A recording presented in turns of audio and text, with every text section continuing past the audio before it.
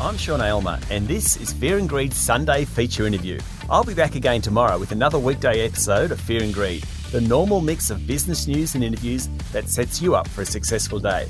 In the meantime, enjoy our Sunday feature interview.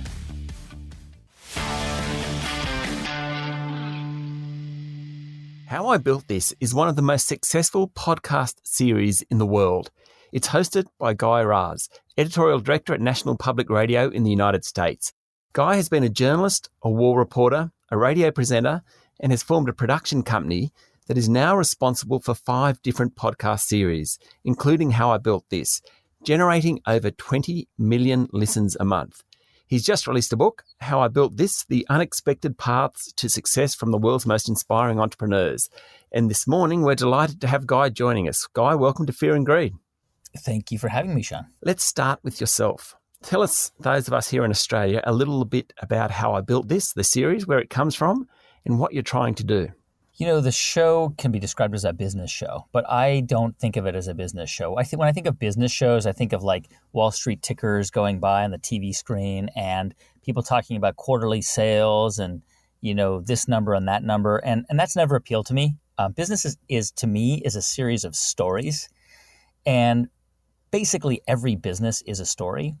And so How I Built This actually is a storytelling show. I describe it, and it's going to sound a little weird, but if anyone listening has read Joseph Campbell, I describe it as a hero's journey. You know, Joseph Campbell was hugely influential on like George Lucas and even J.K. Rowling with Harry Potter and Star Wars. And he codified this idea that all great epics share these narrative, these moments, you know, these narrative moments. Like there's a hero with a crazy idea. The hero has to leave the village. The hero meets a mentor. The mentor dies. The hero battles a dragon and almost gets killed and falls into an abyss and then reemerges.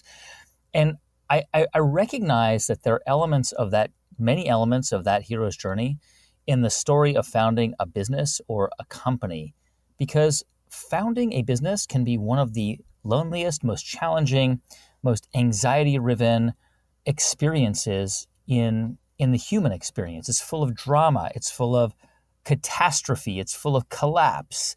It's full of depression. It's full of lying on the bathroom floor, crying in the fetal position.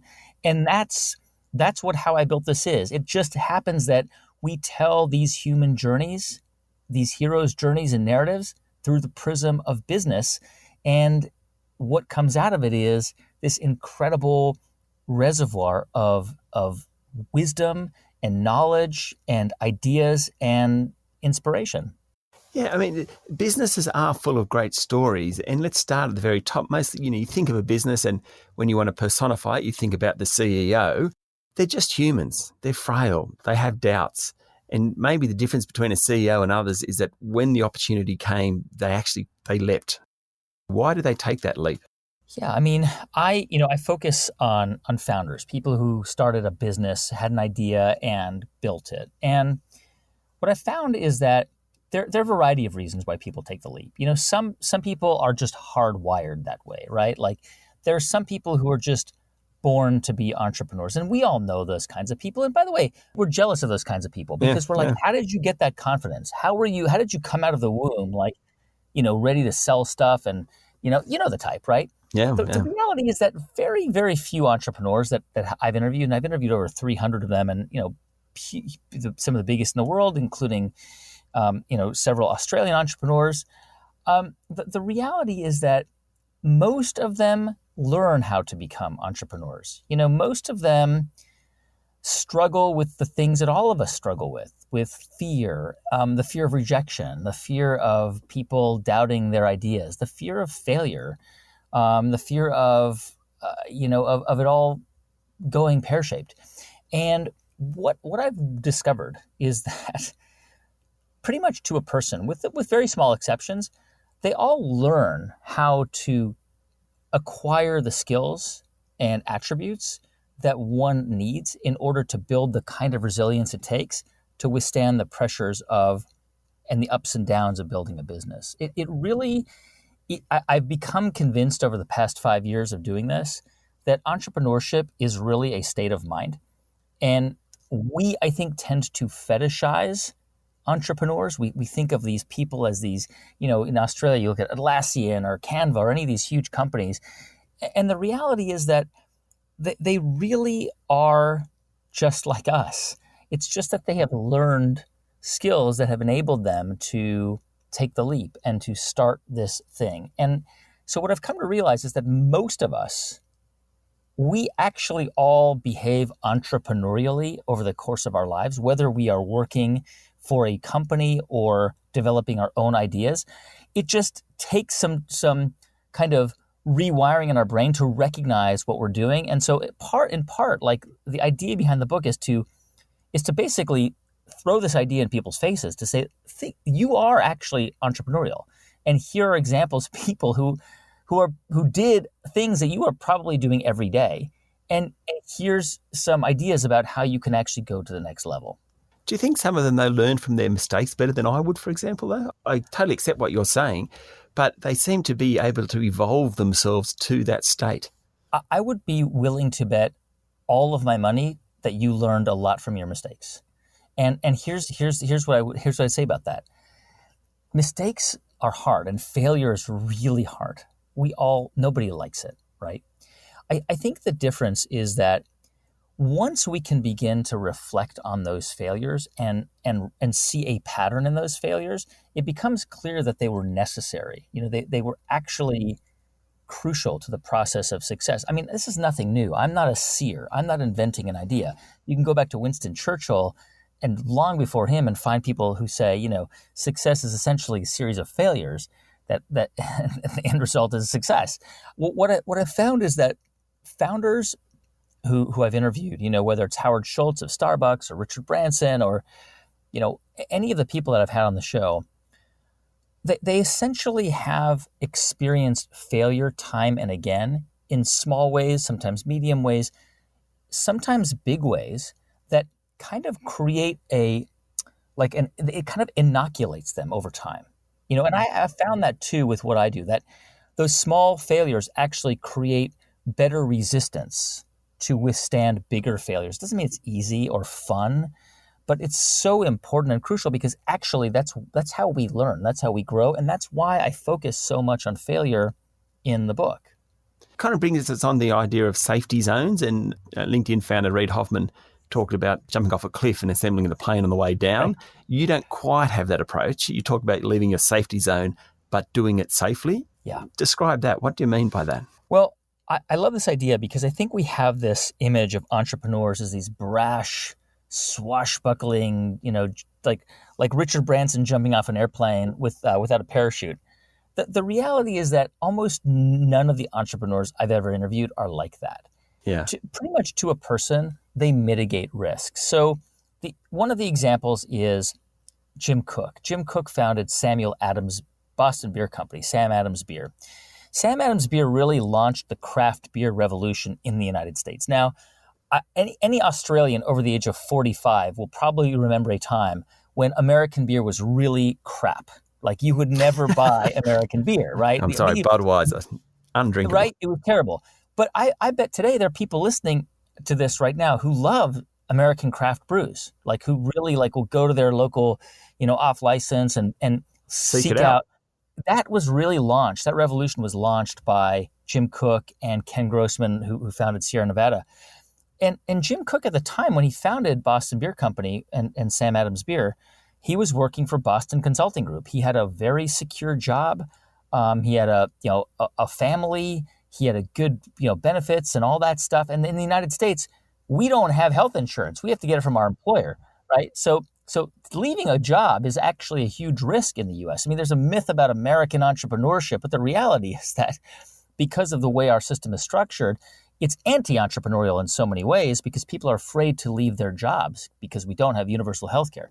Anyway, Jim Koch, he really wants to do something different. He's just not happy as a consultant. Even though he's making lots of money and he's on the fast track to partnership, he can see into the future that eventually he's going to have these golden handcuffs and he won't be able to leave his job. Private school tuition and a lifestyle, and he's in his mid-30s at this point, or even late 30s. And he realizes he has to make a change. He has to create something on his own. He has this burning passion. But he's not ready to just jump out of an airplane and quit his job and go start a beer company, which, by the way, he knew very little about. I mean, his father was a brewmaster and his grandfather and great-grandfather, but Jim Koch's dad, when Jim Koch went to his dad and said, I think I want to make beer, his dad was like, are you nuts? I sent you to Harvard Law School, man, so you don't have to make beer, right? But he decides that he wants to revolutionize American beer. He wants to make German-style lagers in the United States. So instead of quitting his job, he starts slowly. Instead of leaping out of the airplane without a parachute, he starts by dipping one toe into the pond. At night, on weekends, he starts to research the industry. He starts to talk to people. He starts to visit bottling plants. He starts to experiment with recipes in his house. It takes him, 6 or 7 months. But once he has a plan in place, he is ready to leave. And when he leaves, he still knew that if it all went, haywire and collapsed, he still had a safety net. He could go back to being a consultant. He knew that he could do that.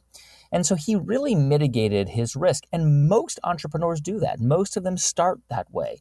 It sort of runs counter to our instincts as a species to just run at the saber-toothed tiger. If we did that, we'd all die, right? So the idea of taking risk doesn't mean doing something reckless. It means taking a risk with an idea, taking a risk that you might fail, taking a risk that people might ridicule you, but you can still do it safely.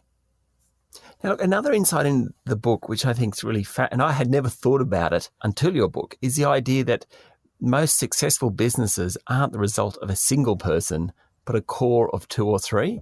And when I thought about it, that often there's a founder who's higher profile, but there's almost always someone else. I thought that was fascinating. I mean, that seems to shine through in what you're writing about. Yeah, and it really does kind of speak to the hypocrisy of the title of my show, How I Built This. Singular. Or my book. Yeah. And I think about that a lot. I mean, I love the title of the book and the show, of course, but it really is about how groups of people build something. Oftentimes I will interview co-founders, but sometimes I just interview one founder and it's a single narrative. And in the book, I really try and tell the stories from multiple perspectives and dimensions because some of the most sustainable and important and resilient companies have multiple people behind them. I mean, I can't think of a single example of one person having a light bulb moment and saying, Eureka, I know exactly what to do, and then going and starting this thing on their own. I mean, for every Steve Jobs, there's a Steve Wozniak. Yeah. And there's a Johnny Ive who comes up with, we venerate Steve Jobs, but he didn't actually invent anything, right? Yeah. His genius was as a marketer and also as a kind of a perfectionist. He could look at a product and he could say, no, that's not right. You got to do it like this. But he wasn't sitting at a computer programming things. He wasn't, soldering wires together. That's not what his genius was. He had other people who were doing that. His role in all of that was kind of as the choir master, But that really is the role of oftentimes of the founder and the CEO of the companies. But really, it's about groups of people. And I quote Paul Graham in the book. Paul Graham is a famous investor in the United States. And one of the things that he looks for when he invests in businesses, in startups, is a co-founder. This is a criteria. And he's invested in Airbnb and many other successful brands. And co-founder is the number one thing on his list. Wow.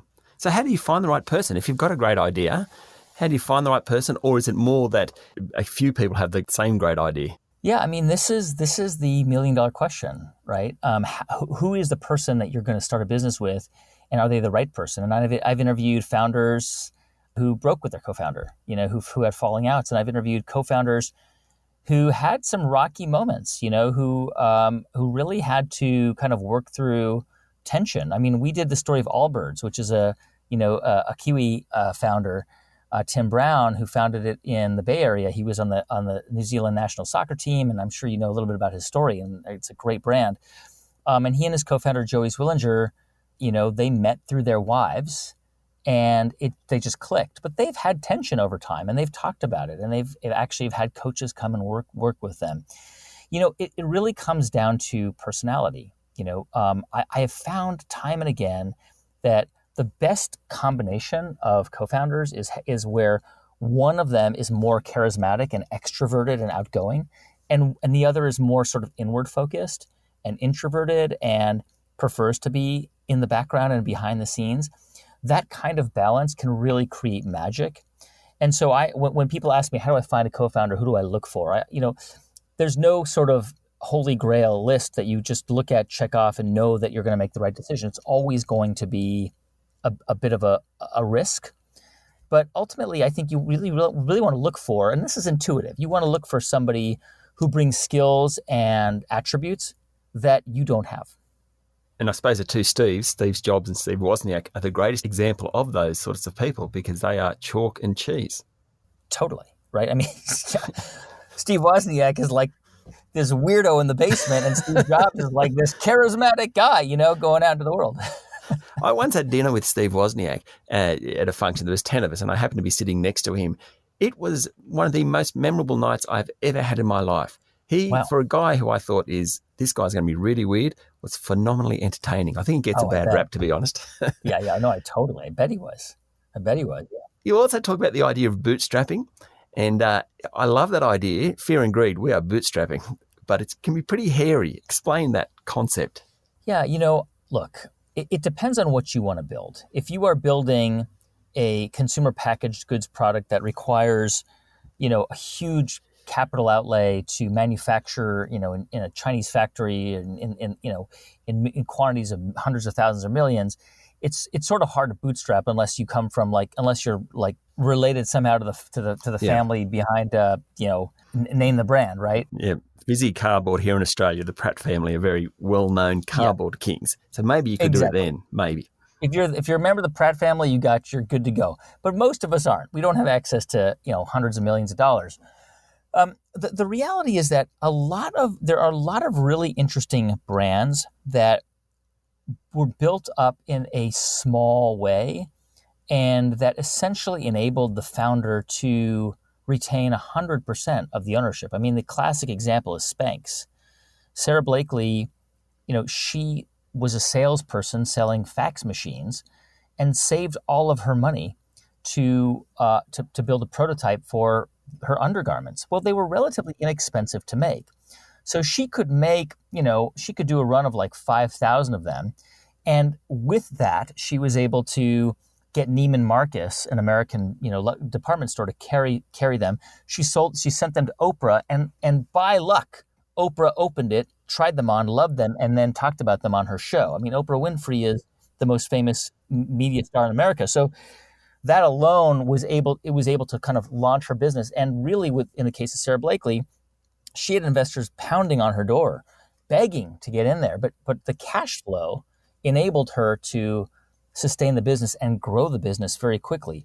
So it can happen. It's not easy. I find that it can happen with products and services that are relatively manageable to produce. One of my favorite examples is 1-800-GOT-JUNK, which I think is also in Australia. It's a moving company started by a Canadian guy named Brian Scudamore. He bought a truck, a flatbed truck in Vancouver for $800, and after 4 jobs, he paid his truck back. After 8 jobs, he had money to buy a second truck and hire a friend. After 15 jobs, he could buy a third truck. I mean, it's an amazing business idea. And all he did was paint 1-800-GOT-JUNK. He bought that 800 number, which was available for very little. Somebody didn't even know that it spelled 1-800-GOT-JUNK. They just had the number. Yeah, he begged them for the number, painted it on the side of his trucks in Vancouver, and today it's a huge business. Incredible. As I'm talking to you, you are always telling stories about companies, and that's how you think about it. And I think it's a great way to deliver the message of business. You also in your book talk about knowing the why is often the bridge between the founding and funding, which I think kind of relates to the storytelling bit. Yeah. What did you mean by that? I mean, it's what I sort of said earlier, which is every business is a story, and it doesn't have to be a huge billion-dollar unicorn like Canva or Atlassian. It can be somebody who installs HVACs. I mean, there's a story, or the corner store, or the kebab shop, right? Behind every business, there's a story. There's somebody who came to Australia to open up something to support their family, or somebody who decided to deliver a better quality HVAC service in their neighborhood because the existing one sucked. And so every business is a story.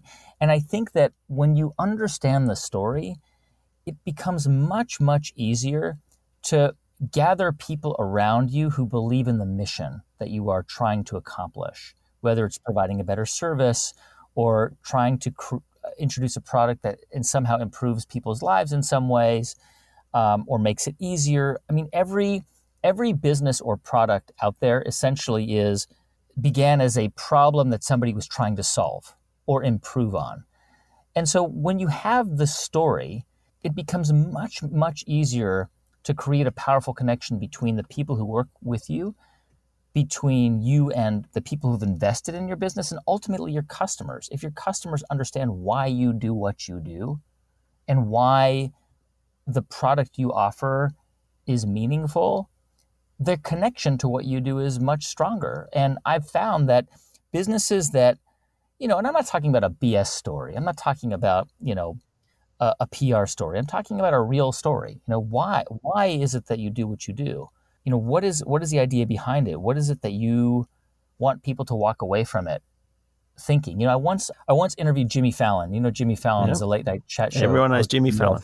Yep. And I got a chance to be on a show a few times. He's an amazing person. And once I interviewed him in LA for an event that he did, he asked me to interview him. And I said, what do you want people to walk away from at the end of the night? Because it's a hard time in the U.S. right now. We've got, it's a difficult moment. I mean, the political situation in the U.S. is really depressing. And there's a lot of division. I mean, it's a really tough time. And I said to him, what do you want people to walk away from your show? And he said, I want people are just stressed out and there's a lot of anxiety. And I want people to just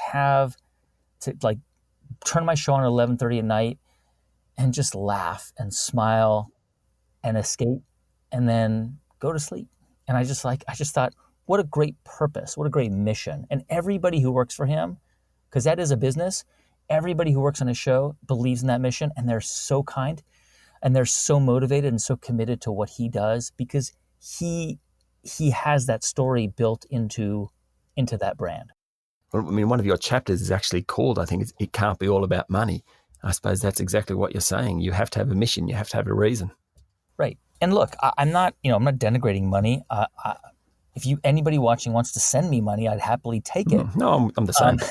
Very happy to take anything. Right? You would take it too, Sean, right? Yeah, you're right.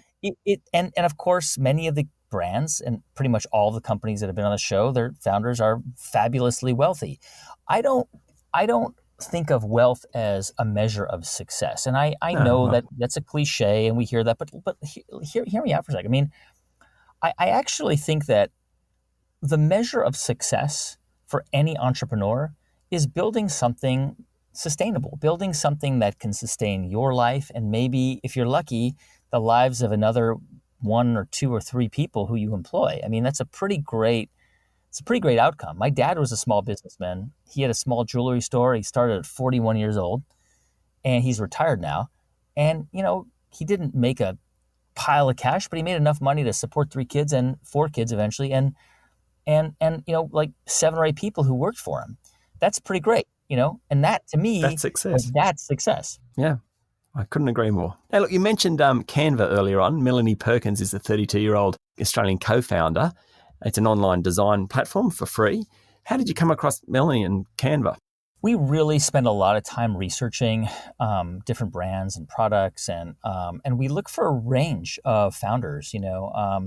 It's not always easy for us to interview people outside of the United States just for logistical reasons, especially now during COVID, because we have a very elaborate tech setup. We actually send people a studio in a box, microphones and all this equipment to make sure that the fidelity of a recording is very strong. But we're always looking for founders, all around the world. I think where I wish we could have more founders from are places like China and India.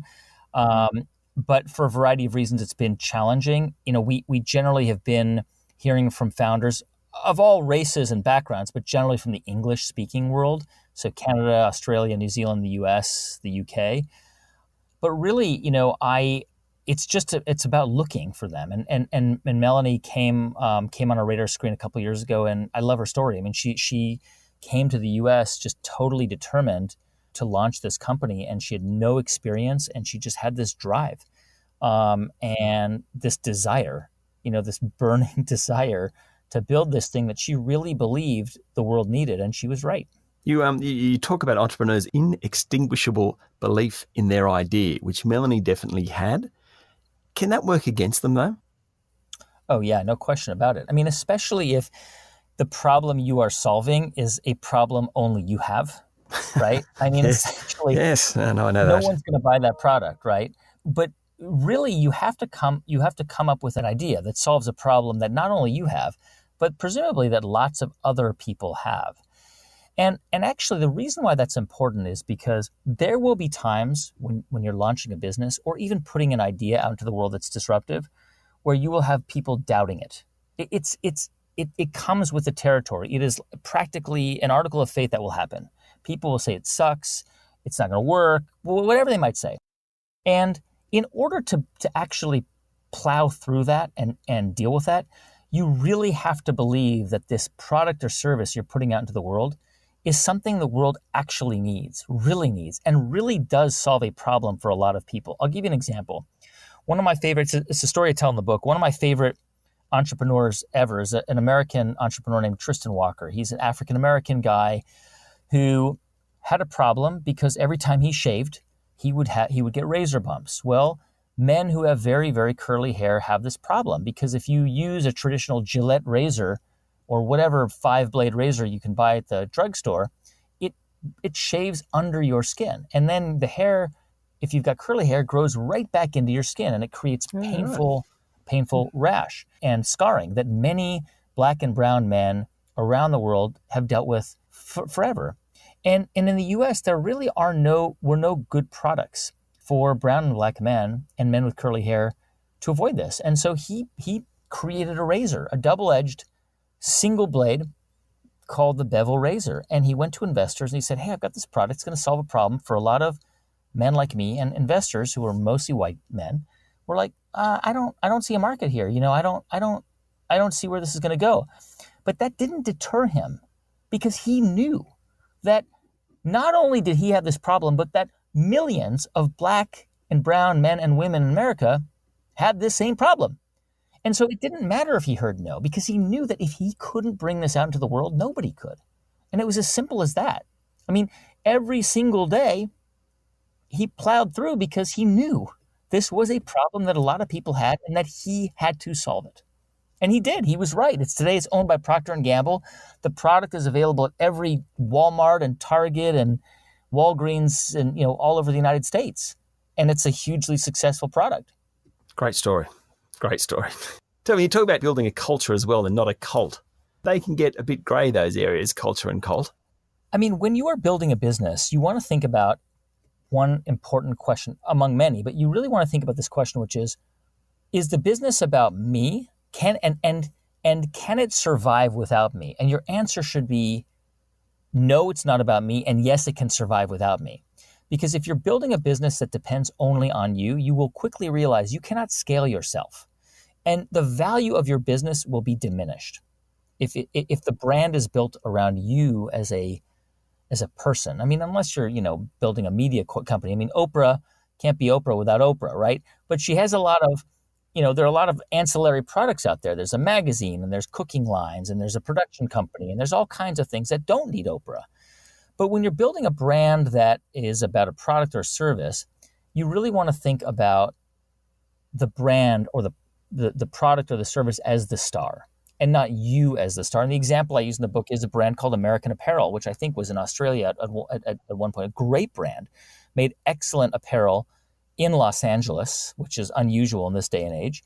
And the brand went belly up because the founder made the brand about himself, that only he could shepherd this product through and only he could run it. And that ultimately became its downfall, which I describe in the book. Now, we're coming to the end of the podcast where we have to start talking about selling. So we've been talking about creating and building, but when does an entrepreneur or when should an entrepreneur sell a business? Do they generally make the right choice on that? Yeah, I mean, it's a very hard question to answer because it's such a personal question. I mean, there are some entrepreneurs who grew up with nothing, who grew up, impoverished. And for them, the idea of like cashing out with 20, 30, 50, $100 million is life-changing generational wealth, especially for people of color in the United States. If you're offered $100 million and you know that for 3 or 4 or 5 or 10 generations, it's going to be transformational, it's very hard to say no.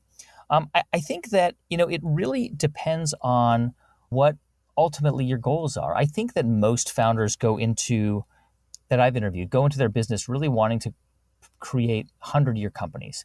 And many of them will say that to you. I think if you ask Melanie of Canva, Melanie Perkins, she'll say, I want this to be a 100-year business. I know Allbirds, those guys say the same thing. And, but ultimately is a personal decision. It's like, where are you in life? What are your what circumstances are you facing? And what is it that you want to do next? I will caution anybody who does find themselves in that situation that I've had conversations with founders who find themselves in a position where they are very rich and very sad because they don't have anywhere to go. They don't have a team. They don't have the camaraderie of the office. They don't have the hustle and bustle. Nobody's calling them up anymore except to ask them for money or to, for philanthropic reasons. And it's lonely and it can get really boring. And I actually just had a conversation with one of the founders who was on my show about this very issue. And this founder is very rich and going through a difficult time. So it's a double-edged sword and it's a very personal decision. Finally, do you believe in luck, Guy? I'm a huge believer in luck. Right. I met my wife at a barbecue 20 years ago that neither of us was supposed to be at. I didn't even talk to her there. I actually saw her there. Asked my friend whose barbecue it was who she was. He went through his whole list of people until he landed on her. And he said, oh yeah, she's somebody I kind of know from college. And he contacted this woman who's now my wife and brought her to a party the next week. And that was 20 years ago. That was luck. Guy Raz, thank you for speaking to Fear and Greed this morning. Sean, thank you. Thanks so much for having me. That was Guy Raz, host of the hugely successful podcast, How I Built This. His book, How I Built This, The Unexpected Paths to Success from the World's Most Inspiring Entrepreneurs, is available now. Trust me, you don't need to be an entrepreneur to enjoy this book. Guy is a brilliant storyteller, and How I Built This is a must-read.